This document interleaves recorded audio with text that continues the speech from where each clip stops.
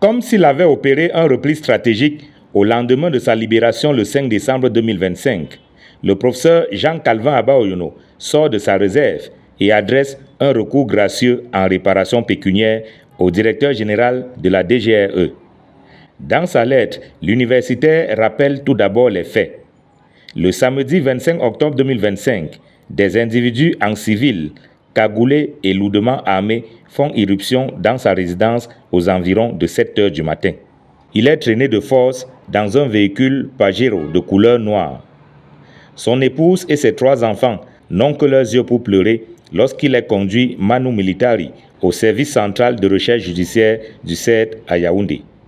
Jean-Calvin Abaoyono poursuit son récit en indiquant que pour cette arrestation opérée sans convocation à déférer, sans mandat d'amener et sans mandat de perquisition, il ne s'agit ni plus ni moins que d'un kidnapping,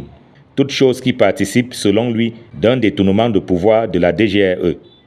Kidnappé donc, selon ses propres termes, le 25 octobre, c'est-à-dire avant la proclamation des résultats de l'élection présidentielle, Jean-Calvin Abaoyono est convaincu qu'il était question de le museler du fait de son soutien aux opposants Maurice Kamto et Issa Chiroma Bakari.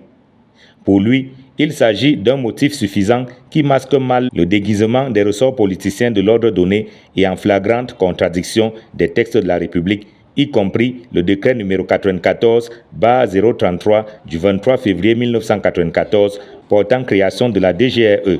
d'où le détournement de pouvoir, écrit-il. Kidnappé, comme il le dit, le 25 octobre 2025, déposé comme un colis humain au CERT, puis libéré le 5 décembre 2025 après 42 jours de privation de liberté, le professeur Jean-Calvin Abaoyono évalue les dommages à 3 milliards de francs CFA.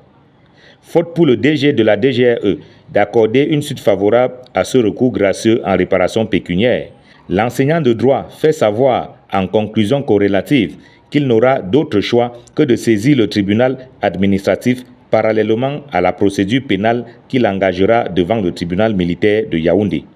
Jean-Calvin Abaoyono annonce d'ailleurs pour la fin de cette semaine une plainte en bonne et due forme contre le personnel de la DGRE impliqué dans ce qu'il considère comme la forfaiture du 25 octobre 2025.